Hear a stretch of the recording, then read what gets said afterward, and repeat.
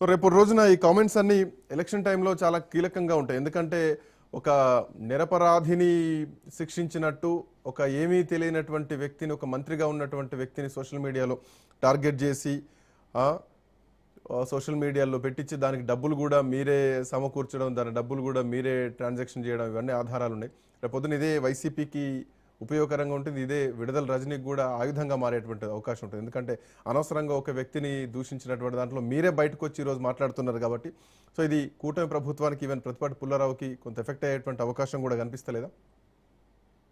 Sir ఇది ఎవరికి effect అవుతుంది, ఎఫెక్ట్ కాలేదు అన్న దానికంటే కూడా తప్పు చేసిన అన్న ఒక నిజం తెలిసిన తర్వాత కూడా తప్పును ఒప్పుకోకపోవడం అనేది చాలా తప్పది.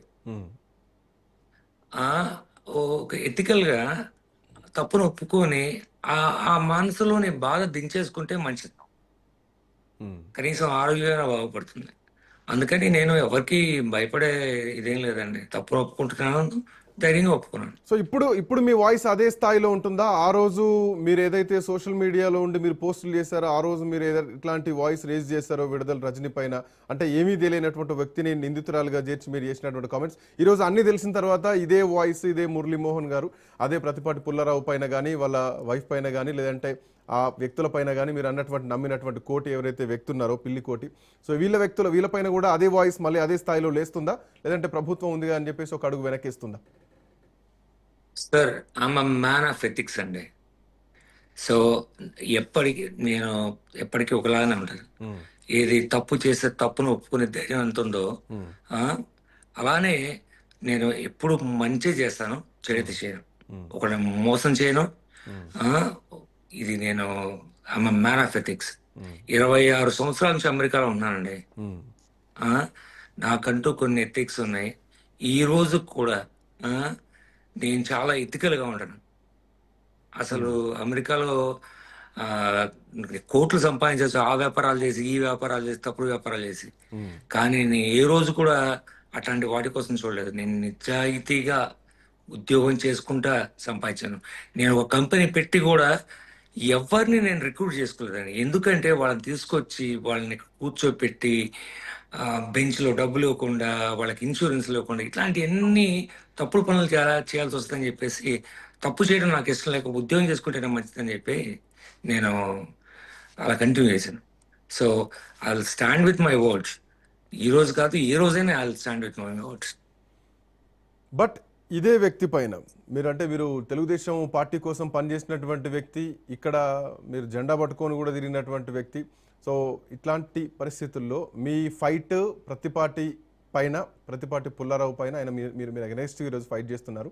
ఆయన మాటలను నమ్మి మోసపోయి విడుదల రజనీ పైన లేనిపోని మాటలు, అభండాలన్నీ వేసి నేను దూషించాల్సి వచ్చిందని చెప్పేసి మీరు పశ్చాత్తాపడుతున్నారు. బట్ ఇదే అంశాన్ని నారా లోకేష్ దృష్టికో లేదంటే ముఖ్యమంత్రి దృష్టికో తీసుకెళ్లేటువంటి ప్రయత్నం చేశారా? నాకు ఫస్ట్ వీళ్ళు వచ్చి కబ్జా చేసిన రోజు మా మదర్ పోలీస్ స్టేషన్కి వెళ్ళి కంప్లైంట్ ఇవ్వడానికి పోలీస్ స్టేషన్కి వెళ్ళారండి. వెళ్తే మా మదర్ని 5 hours పోలీస్ స్టేషన్ కూర్చోబెట్టి, లేదమ్మా నువ్వు మళ్ళీ రా అని చెప్పటమో అది వేరే విషయం, కానీ కేసు తీసుకుంటామని చెప్పి 5 hours కూర్చోబెట్టి కేసు తీసుకోకుండా పంపించారండి. ఒక 70 ఏళ్ల ముసలామని పోలీస్ స్టేషన్ కూర్చోబెట్టి, అది ఒక టార్చర్ కదండి అది. అప్పుడు నాకు రియాలిటీ హిట్ అయింది.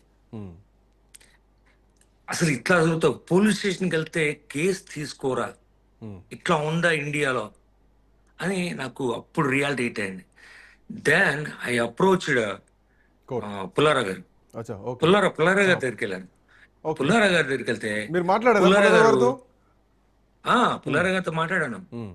వెళ్తే నువ్వు వచ్చి పోలీస్ స్టేషన్ సెటిల్ చేసుకోమా.